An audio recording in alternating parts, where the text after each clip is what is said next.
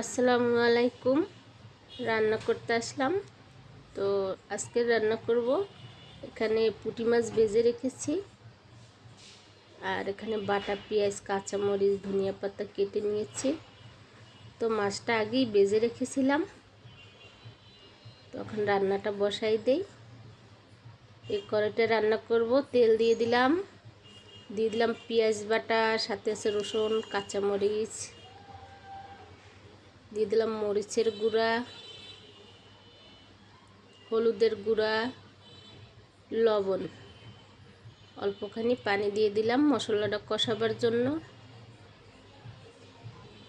তো মশলাটা ভালো করে কষাই নিব, তারপরে ঝোল দেব। তো মশলাটা এই যে কষানো হয়ে গেছে, এখন পানি দিয়ে দেব। দিয়ে দিলাম পানি। তো ভালো করে একটু নাড়াচাড়া দিয়ে দেই। এই যে এখন পুঁটি মাছ ভেজে রেখেছিলাম, এটা দিয়ে দিব। আজকে শর্টকাটে রান্না করলাম, যেহেতু অনেক গরম পড়েছে, চুলার পার যাওয়াই যায় না গরমে, তাই শর্টকাটে রান্না করি।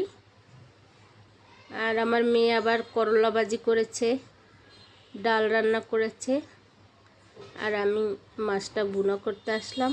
আর পুঁটি মাছটা ওই ভেজে রেখেছিল।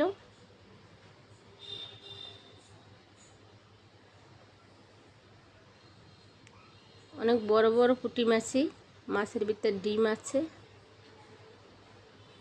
তো একটু ধনিয়া পাতা দিয়ে দিব।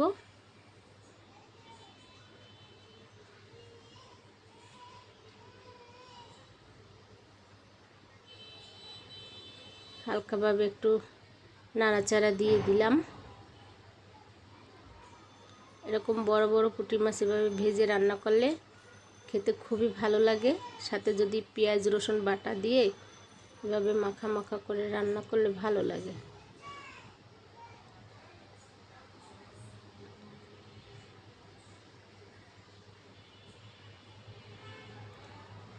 তো আর একটু ঝোল টানলেই নামিয়ে নেব। এই যে হয়ে গেছে আমার পুঁটি মাছ রান্না, এখন নামিয়ে নিব। অনেক সুন্দর করে রান্না করলাম।